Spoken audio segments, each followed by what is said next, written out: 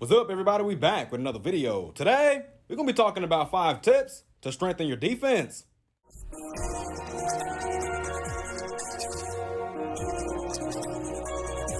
Alright, so a lot of people have been asking me for literal years to get some tips on playing defense. After studying my flaws and the strengths of higher elo players, I'm finally ready to present you 5 tips to strengthen your defense. First tip, don't spam the steal button, man. Even with characters like Nico, Ayumi, Justin, Boa, and White, you don't want to be spamming your steal button. You aren't guaranteed the steal, even with a high steal stat, and you're opening the door for them to create more distance. This is because your steal animation forces you to be stationary for the duration of the animation, and against faster characters, that is a huge issue. It's also a huge issue against drift shooters, because by the time you're able to mark them, they will have already drifted to the side, so make sure you keep that in mind. It also opens the door for them to take a contested shot in the mid-range area. This isn't too bad in most cases, but against characters like David, Julian, Camille, and Greta, even Jackie, spamming steal is an enormous risk because of their disturbance resistance. They will not be afraid to take that contested shot, so focus on getting the block. Only use the steal button after a bump or when they're dribble restricted.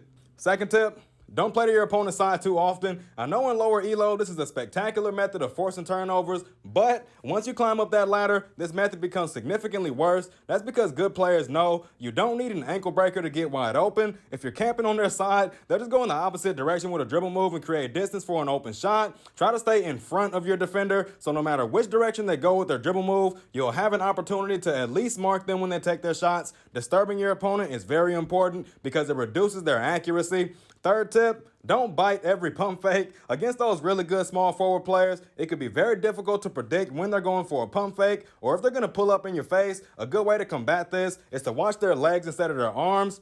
If you're watching their arms, you will definitely fall for pump fakes often. This is because pump fakes, as well as shots, start off with similar animations. So when you're looking at their arms go up, you're more than likely going to try to block it. When you look at their legs, you're waiting for their feet to come off the ground. With shorter characters, it's difficult to get the block with this method, but a normal disturbance is better than letting them trick you with a pump fake and end up with an open shot.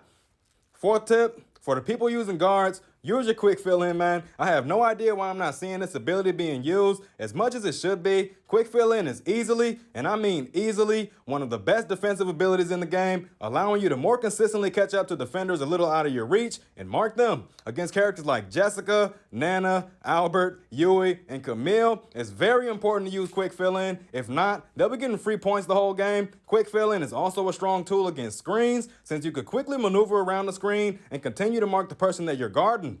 Fifth and final tip, learn zone defense. This defensive strategy allows you to more consistently guard faster teams like Camille comps, Jessica comps, so on and so forth. No matter where your opponents go, someone will always be guarded with this defensive strategy. Mars uploaded a video explaining this strategy and is highly recommended you go check that out. Your whole team needs to understand this strategy and how to use it for it to be the most effective.